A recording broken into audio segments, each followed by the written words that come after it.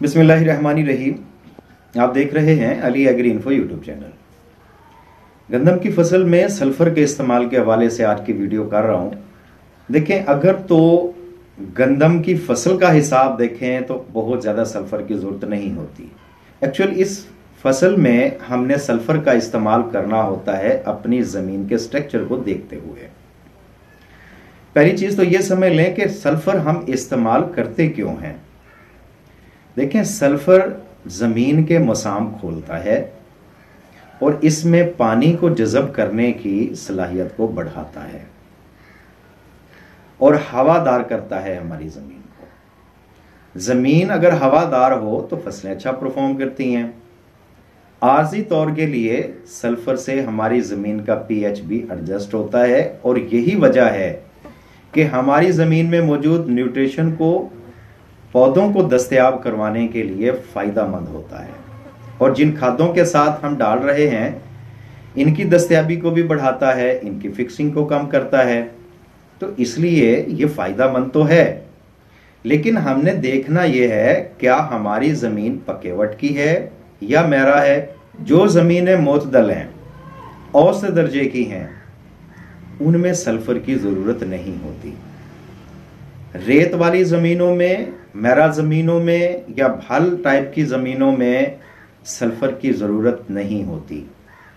या इस तरह के रकबाजात जो प्यासे हैं, उनमें पानी की थोड़ रहती है, वहाँ भी सल्फर नहीं डालना चाहिए, ये फ़ायदेमंद नहीं होता।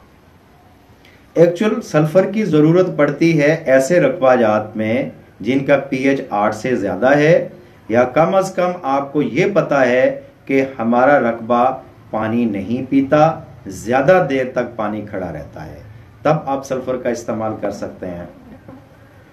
तो इसमें सबसे पहले आपने ये देखना है कि अगर आप बेसल में डाल रहे हैं, बिजाई के टाइम डाल रहे हैं, तो बेंटोनाइट सल्फर को तरजीह दें और इसकी मिकदार 10 से 15 किलो फी एकड़ के हिसाब से डाली जाती है, या कम से कम 10 किलो तो ज़रूर डालें, 5-5 किलो के 2 पैकेट डाल लें।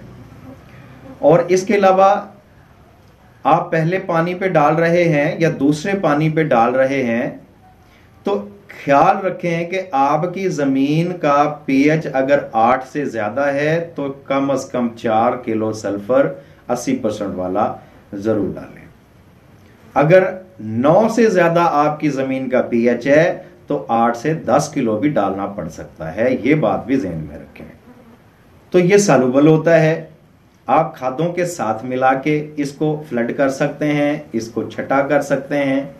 छट्टे का तरीका यह है कि आप अगर डीएपी के साथ डाल रहे हैं, नाइट्रोफास के साथ डाल रहे हैं, यूरिया के साथ डाल रहे हैं, या आप ज़बरदस्त यूरिया के साथ डाल रहे हैं, तो खाद के ऊपर ही पैकेट खोल के इसको डालें, थोड़ा सा पानी का वत्तर लगाएं और इसको हल कर दें।